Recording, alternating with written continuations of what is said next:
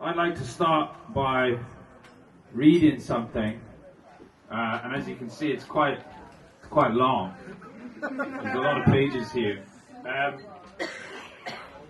I'll tolerate no discussion during my sermonizing.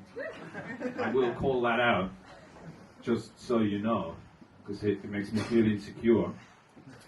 But recently I've made another album with the Fat Whites. And what that tends to, I don't know about that. Well, what that tends to do is drain your enthusiasm for music. At least where I'm concerned anyway. By the end of it, music is no longer your friend, leave alone your inspiration. So I tend to go just to the page, you know, as a sort of retreat. So what I'd like to do is describe what that's like for you guys. If that's all right. Is that all right with you? Yeah. No. No. I mean, we could just cut straight to Straight Banana if you want, but I thought this would be more interesting because I always play the same fucking tunes down here, to be honest. And I'm kind of bored of them myself, so I can look at. Sorry, what? Is it Seamus? Alright, if it was Seamus, that's alright. Anyway, this is called This Writing Life. According to the internet, the life expectancy of a musician is around 25 years below the national average. If I sit like this long enough in the morning, typing a first sentence, then deleting it, typing another, then deleting that also, if I'm not too careful, I can send myself into something of a spin. In spite of themselves, the hours swell up around me. My whole day can end up feeling like a failed abortion. Other people's prose only reaffirms the inadequacy. When one's imagination hits a brick wall in the kingdom of song, this is an easier situation to remedy. A tune only takes you a few minutes to ingest. Seeing as the world is full to the brim of songs that should never have been born, yet by some wonder of Philistinism have even wound up lauded by the public, it's easy enough to throw one on and remind yourself that your situation really isn't so bad. Listen to that. It not only survived its conception, but is even busy multiplying itself out in the world. No such joy with the written word. To fully ingest crap absorbs far too much psychic energy.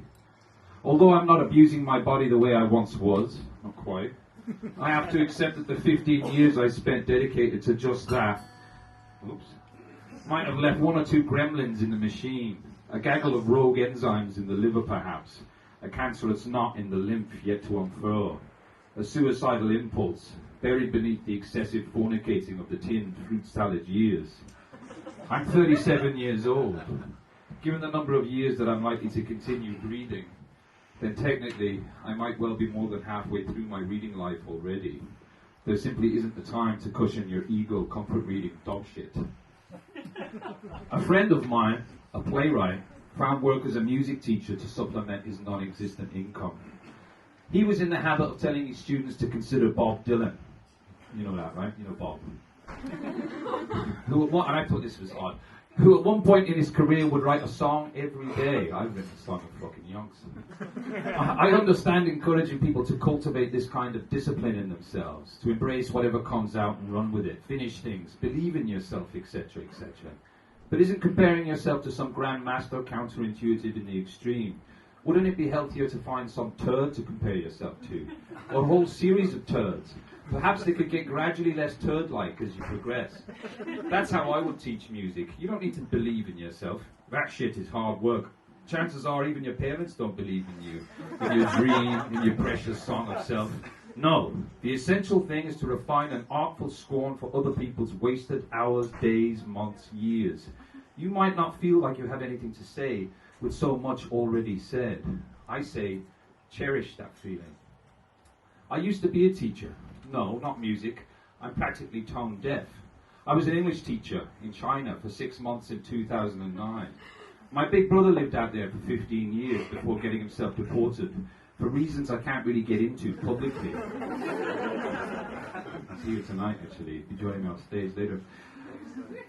I was at a similar juncture then, with attempting to become a musician. as I am now with attempting to become a writer. I fingered the odd dingleberry of inspiration during the quest, but for the most part it was pretty dry pickings. The effort-reward dividend wasn't great. I hadn't bothered doing one of those EFL courses. I've been on the dole for over a year and couldn't afford it. I just flew out there and my brother hooked me up.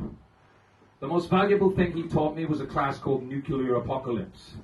The beauty of teaching out there was that regulation was thin on the ground. Folks were content to spunk their cash on getting to spend time in a room with an actual Westerner. It was often left totally up to you how you went about the business of educating. Together, my students and I would cover the vocab of mass destruction. I would then divide them up into groups, each group of 5 or 6 students constituting a war committee. Each committee was then asked to select a nation they wanted to obliterate, and between them, work out a worthy explanation as to why. The results were predictable. The USA and Japan were decimated endlessly, religiously. On one occasion, though, a group selected India. Why India? The president of the war committee in question stood up on her hind legs and beamed proudly, "Too many people." Okay. I've started waking up earlier and earlier. Insomnia taking the back door. 5 a.m. at the moment. The world hasn't started at 5 a.m. Even the sauna is still closed. Thing is, if I lay here long enough without getting up, eventually I find my way to misery and worry. It never swings the other way. If I lay here an hour, maybe 2, I don't suddenly stumble upon positivity and gratitude, warmth for my kind. No, it always flows south. The mood always sinks. It doesn't rise in that pre-dawn bed-bound stasis. This isn't true with meditation. The few times I've dabbled, it's actually been a noticeable boon very quickly. I should get back on that. All it seems to demand of me is that I sit up instead of laying down. Too lazy. My laziness, despite outward appearances perhaps, is severe. I'm convinced at this point in time that I'm in fact one of the laziest people I know. Which isn't to say I don't work hard, because all things considered, I suppose I do, but relative to my own capacity for graft, relative to none other than myself, and to what I suspect I might have been capable of in life, might still be capable of, I'm a perennial underachiever. I'm reluctant to pull the finger out. You can do anything you put your mind to. This jarring turn of phrase, I actually feel might bear a little weight, where I'm concerned at least. Outside of sport and maybe fashion, anything I've had a crack at has borne some kind of fruit eventually. Just enough fruit for me to get bored and walk away in search of more exotic fruit. For most people, for the great surplus, it's an insult. You can do anything you put your mind to. Most people cannot do whatever they put their minds to, let alone anything they put their minds to. Most people talk a decent game because they know there's no choice. They don't want to bring everybody down with their hopelessness. But most people were born to struggle for a bit and amount to nothing, then die. I should get back on the meditation, yes. I should get down to the gym also. My middle has started to grow rubbery. It's developing a kind of stress ball texture, which, although unseemly, feels great when you're anxious. I find myself lying in bed at night, staring at this slowly expanding heft after I've come out of the bath, while I'm cooling off watching The Crown. I lay there, look at it, and I worry I'm past it already, that I'm kidding myself strutting around on stage singing the same old crap about leather 10 years after the fact. That I'm kidding myself even more perniciously, toying with the idea of a life in letters. I worry so much I have to start fondling the thing to take the edge off. And you know what? It works. It really calms me down, just rolling these little bits of flab, nascent middle age between my fingertips. It soothes me. I remember that I love me for my mind, not my body. It soothes me until my girlfriend begs me to stop. It's not fair on her, I suppose. If she were to suddenly grow a midriff, then, instead of doing everything in her power to deny its presence, instead of working the core, she began using it as a de-stress tool. I would already have left her. I would simply have abandoned ship, maybe further down the line, maybe in some far-off stretch. Once I've definitively passed it, then maybe I could countenance that kind of behavior. But here today, no chance. I would up and leave. I doubt I would even explain why. Why should I? She was supposed to be here tonight, this is revenge. She was supposed to sing with me. Last night she told me that she thought my Jeremy Irons fixation was an affectation, a carefully cultivated quirk of character. That in fact there was no real passion for Jeremy and me. At first I was almost inclined to agree. I was certainly prone to this, to making a joke so often it somehow morphed into a kind of truth. The same thing happened with local dialects when I was growing up, moving from Ireland to Scotland to Northern Ireland. I would pick up the local lingo through it's a penguin, isn't it? Lingo through derisive imitation. That was always the entry point, ridicule. But was it the case with Irons? Was my fandom a joke that had gone on too long, had crept into how I actually perceived myself? No, not when you consider his performance in Damage, and certainly not when you consider his doubling up on himself in Dead Ringers. Jeremy represented a kind of Englishness that was unattainable to me. The quintessential gentleman pervert. He's as far from a furiously repressed, linguistically challenged Algerian immigrant as you're likely to get. My passion for Jeremy is, I suspect then, simply a manifestation of the resentment I harbour towards the world I'm actually from. He's like the anti-Bashir, that's my dad, he'll crop up again later. Choosing to write instead of becoming an engineer must be part and parcel of that same struggle, that same counterattack. I'm a best-selling co-author now. A Sunday Times bestseller. Never have italics meant so much to me. There's a propulsion to italics, I promise. They're on their way somewhere more interesting. They don't have time for your doubt, for your second-guessing, your puny recriminations. They demand a more profound reading. I'm still considering getting t-shirts made. Be great for the 2 or 3 times a year I go to see my dad. He attended the final book launch event at Rough Trade East a while back. Wasted no time at the post-chat Q&A. Out of the murk beyond the stage lights, there he stood in all his necklace 4-foot wonder, hand thrust schoolboy eager into the air at the first opportunity. Yes, I have question. Now you are writer, yes? Now you are professional writer. He gives it the vintage mountain man, full fathom, all-knowing patriarchal nod as the words come out of his mouth. So when will you write your granddad's story? Why write about this band even you say is shitty, when you could make whole family proud by telling the story of your grandfather? This has been a recurrent theme between us for the last 12 years. Soon, I usually say. Soon gets you out of Dodge in the least amount of time. On this occasion, I go for the more comprehensive, but you've already written that story. After which I tell everyone they should check out The Guillotine Choice, a chronicle of my grandfather's life imprisonment, co-authored by my father. It's like Papillon, but without the escapism. It's a riot. Miranda Sawyer, our MC for the evening, tries to move things on, stop this from fermenting into a family squabble. Does anyone else have a question? Up goes his hand again instantly. The audience are keen for this to continue. Miranda caves. All right, one more question. He pipes up again. You say you cannot stand Fat White Family. Even just now you say you hate this group, that you would not wish on your worst enemy to be in such a group. But also you say tomorrow you will go and make album with this group, in studio. Why? Why continue? It sounds like, He extends his left hand out in front of him and begins stirring it around, attempting to extract the exact expression from thin air.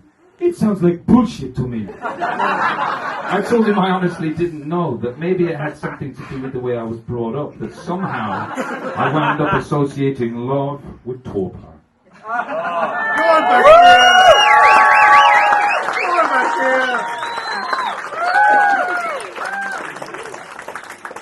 Okay, let's do the real thing now.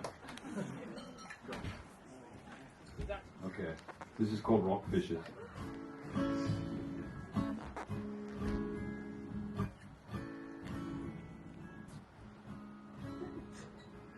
It would be blue murder if you pulled me out of the shade, slowly beating myself to death with a bottle of orange Lucozade, showing all the kids how the other kids live.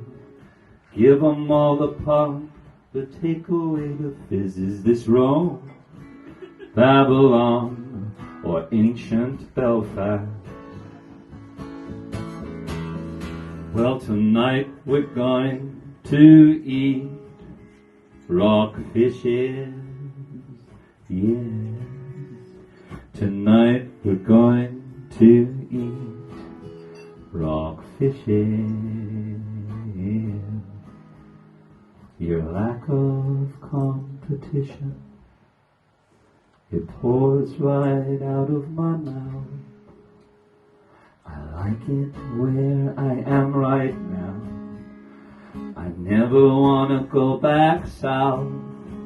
where they pump you full of guarantees. Look busy, baby, bloody both knees. Is this Rome, Babylon, or ancient Belfast? Well, tonight we're going to eat rockfishes, yeah. Tonight we're going to eat rockfishes. Tonight we're going to eat rockfishes, yeah. Tonight we're going to eat rockfishes.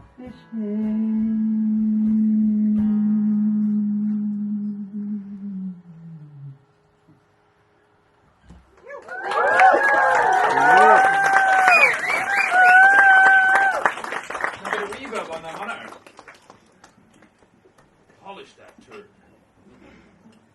Okay.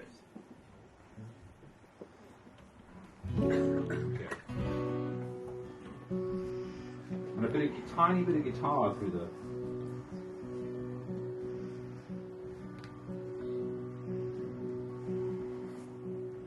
the terror of it, unshackled from taste, patiently awaiting beyond the cold face.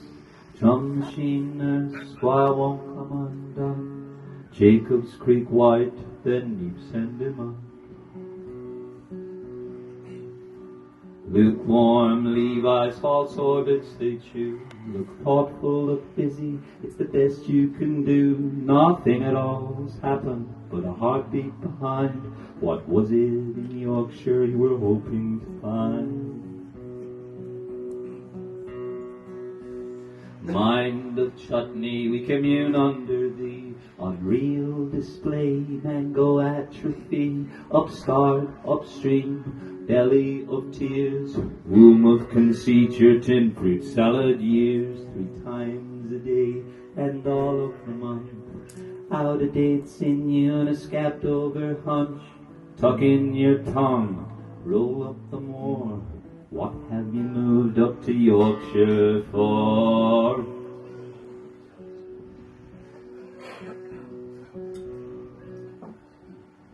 You flatter your friends till your friends start to glisten. Puddles of zen and that mud you've been whipping. King of the short term, sultan of size. What's left of this city's not enough to despise. A feast of shadows that envelops the soul. A garden of forking untravelable roads. If what you are after is what you're trying to hide, welcome to Yorkshire, you won't be denied. Hey.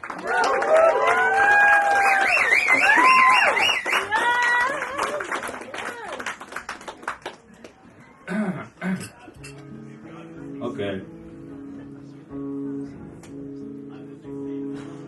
Shut up! Shut up! Okay, this is a new song called Religion for One. Not that new. Not as new as Nina's song. Or Maria's song, but...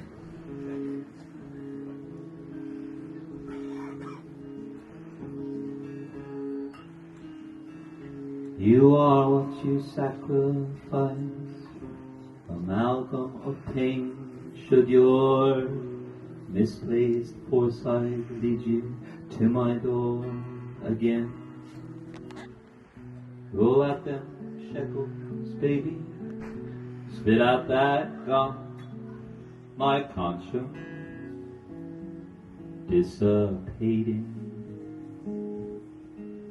Your vanity's firstborn runs, just a cat drinking its own reflection.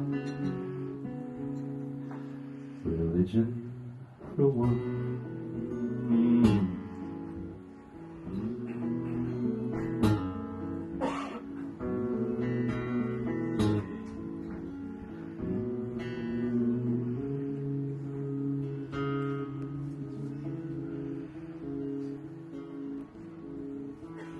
Your fear of failure and ambition, the same thing. You will never get a table at the Dorsia within. Finish off his pedicure. Redirect the plane. Your armor protecting nothing. You're not the picture, not even the frame. Just a dog drinking of my reflection. You're squandering pain.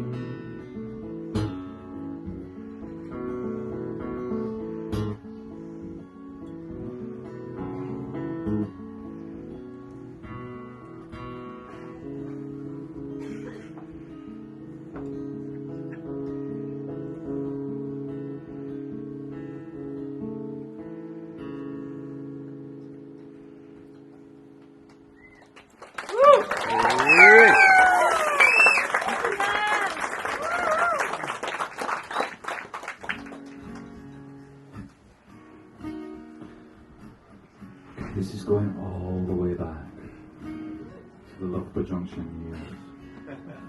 You had to be there, man. Yeah. Okay, shut the fuck up. Song and a message. You gotta have your, you gotta tune in, you know.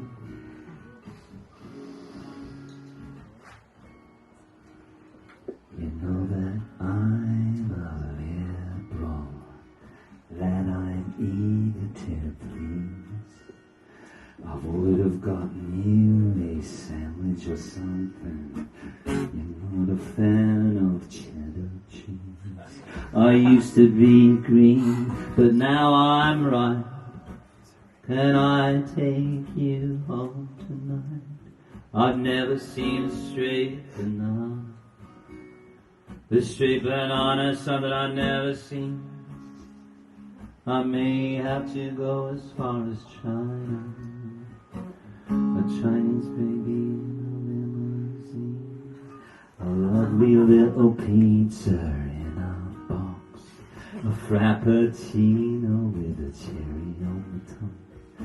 Sausage sandwiches and a side of ham. It's not enough for the man I am. It's white and yellow and sticky to the touch.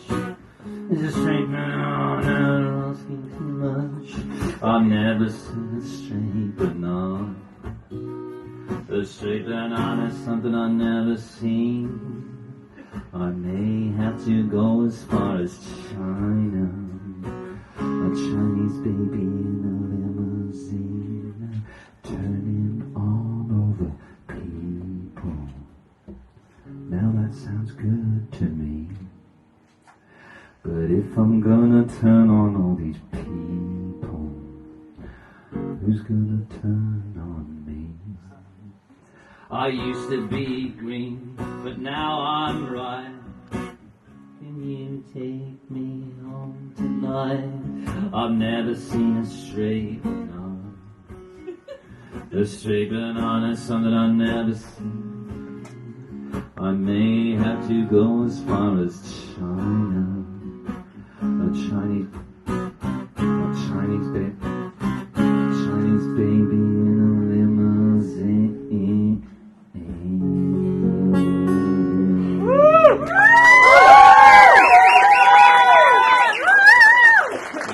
Definitely classic.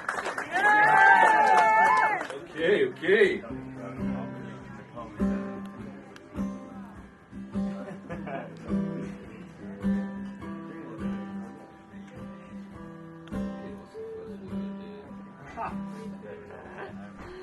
I see you on the corner with your friend. I can only hope it won't be long for them. You sycophantic, weasel-minded whore. You would sell your mother's hunt to open doors. You're the irrepressible reason for my shame.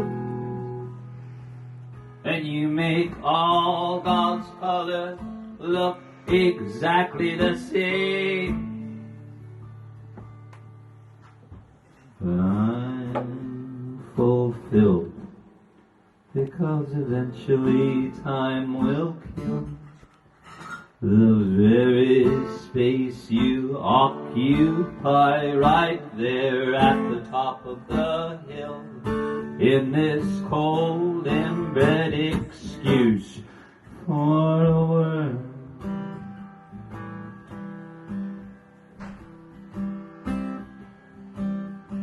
This is the thing when you don't have any other musicians. You can either do mouth trumpet or just go straight to the second verse. And tonight, you can fuck right off. I'd kill you was I given half a chance. Settle down. Yes, I'd like to watch you burning while you dance. You make every atom in me want to cry. You twist every word of truth into a lie. You're the unmistakable reason for all pain. You make all God's colors look exactly the same.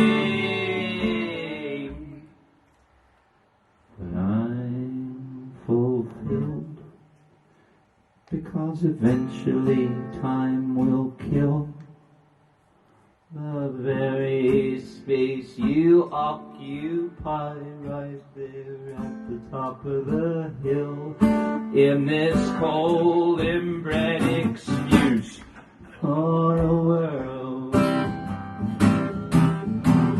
And I'm lost in the garden of the numb. And I'm lost in the garden of the numb.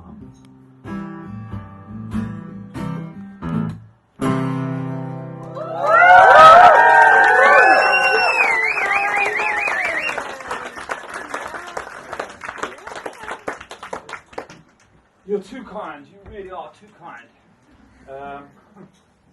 Okay.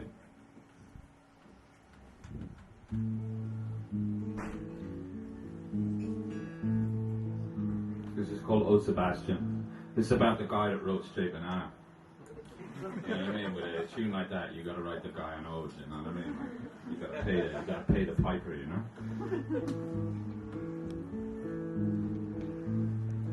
This sounds particularly good when I sing it with my girlfriend, but she's not here.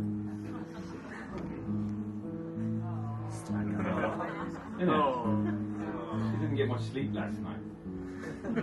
No innuendo or anything. She's got insomnia, honestly, it's not like that. Don't be lewd, not this deep into that. That's my job, that's why I am here. Okay. Is there anything more inspiring than a menial job and the pittance it brings? Oh, Sebastian, won't you smile for me? Yes, it's going to take energy and it's going to take time. Got a feeling in my gut, that feeling ain't right. So, king of all meaning, helping itself to the rest of your life.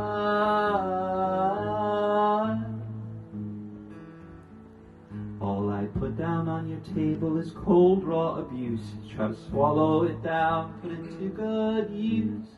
Oh, Sebastian, won't you cry for me? Yes, it's going to get ugly and it's going to get tight. Got a feeling in my gut that you barely arrived. crawling across your ceiling, helping myself to the best of your mind, mind, mind.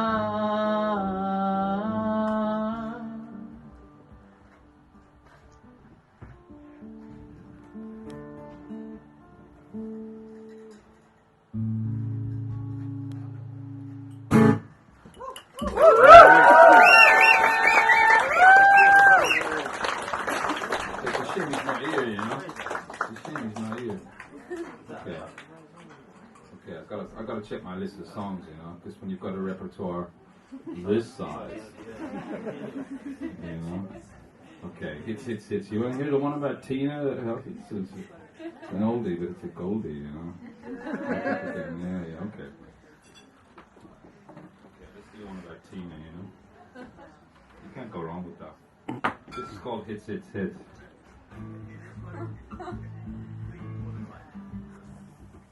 Come on now. We've almost made it through, you know. You just can go and have a fag, like. We're all trying to get to the same place, brother. We've done a good thing here tonight. A good thing.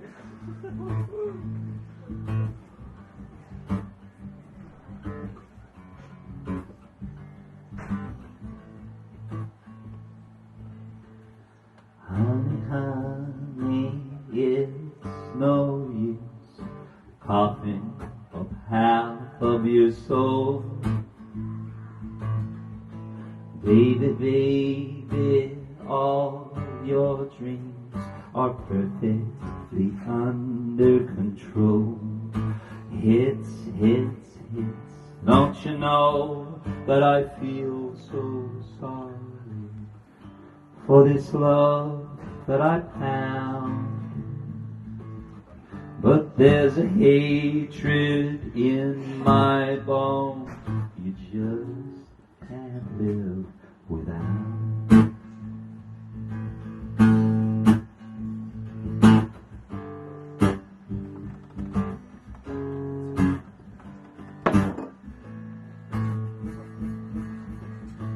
Sister Tina, don't be shy. Patience, it's starting to brew. Better spread that gnat bush wide. What have you got to lose? Hits. Don't you know that I feel so sorry for this love that I found? But there's a hatred in my bones you just can't live without.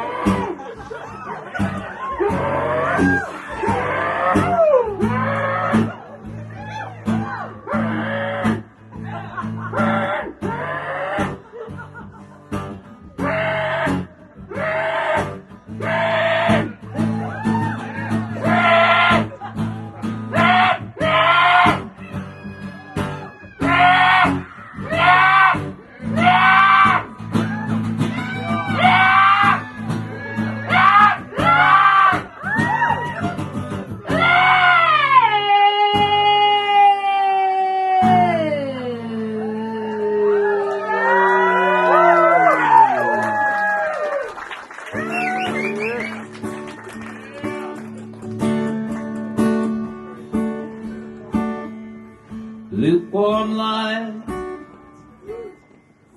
all alone. It drags on and on. It drags on and on. If my mind was clean, if my mind was clean, I'd be fine. Well, I'm down on my knees, begging for a better time. Bury me next to Gandhi sure was a hell of a guy. I sure was a hell of a guy. If my mind was clean, if my mind was clean, I'd be fine. Oh, I'm down on my knees, begging for a better time.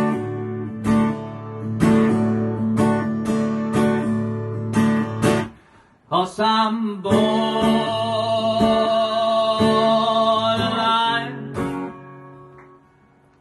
Yes, I'm borderline.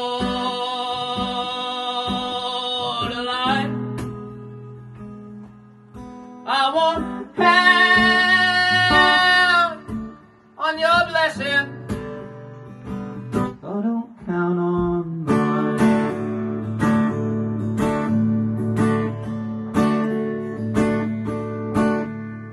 Stillborn child, all alone. It's all been a waste of time. It's all been a waste of time. If my mind was clean, if my mind was clean, I'd be fine. I'm down on my knees, begging for a better time. Woo! And there's an empty space inside your head. Fill it up with lead. Fill it up with lead. If my mind was clean, if my mind was clean, I'd be fine. Oh, I'm down on my knees, begging for a better time.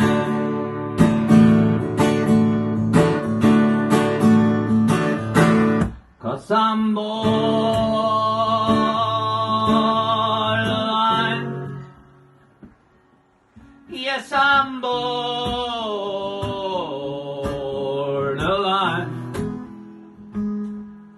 I won't count on your blessing, so don't count on mine.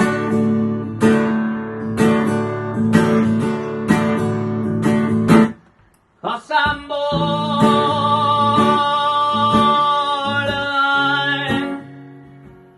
No, I'm not borderline.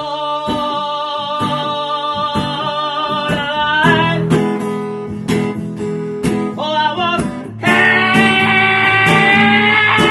on your blessing, so don't count on mine.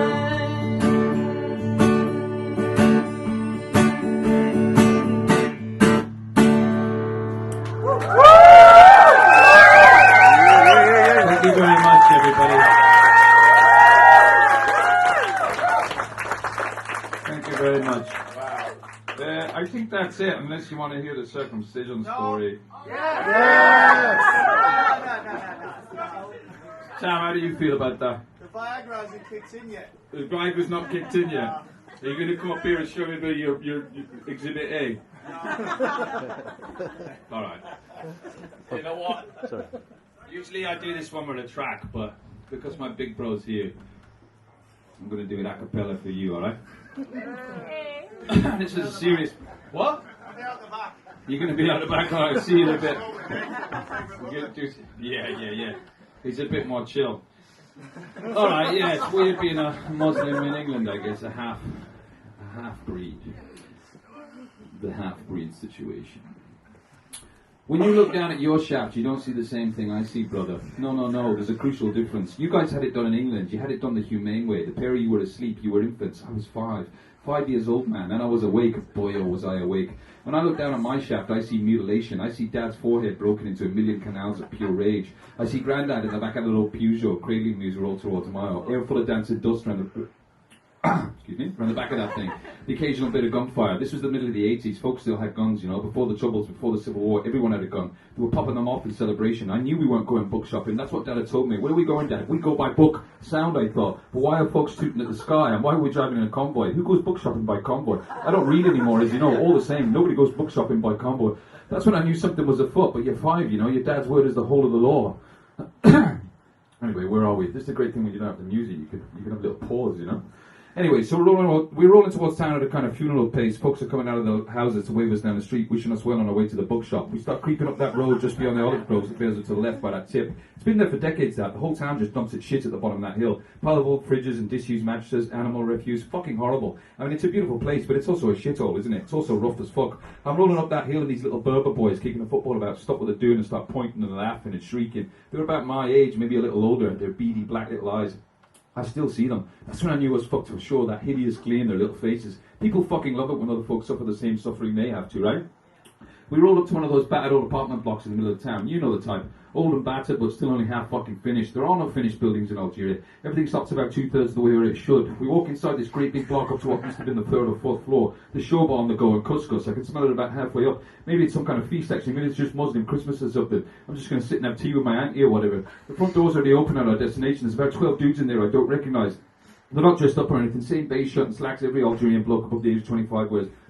One of them gives me a little nod and says, Lebes, how are you today, Tamrat Saudi? A few words are exchanged in Takavalet with Dad, that easy kind of concurrence, you know, the way they have with each other, the mountain men. Everything's either pure concurrence or forming spastic belligerence. There's no in between. They exchange a few words and then I'm ushered towards a table in the middle of the room. There's no women on the scene, it's just me and all these men smiling a bit. Dad smiling a bit. It's okay, he kept saying. Today you become man. It's just a box standard table in a box standard living room, which by Kabili standards is extremely bog standard indeed. Nobody has any decent fucking furniture in that country. Then Dad helps me take off my clothes. It's alright, son. Be brave, my boy. Now you become man. Then I'm sat on a table and I feel a hand on my shoulder urging me to lie back. Relax, my son. Relax, it's okay. It will be over soon. Just relax. Here, put this in your mouth, he says, and hands me a wooden tube. Bite down on this, okay? If it hurts, just bite down on this. It will help. Today you become man. Today you become man. Today you become man. Today you become man. Today you become man. Today you become man. Today you become man. Today. Good night, everybody. Thanks for coming.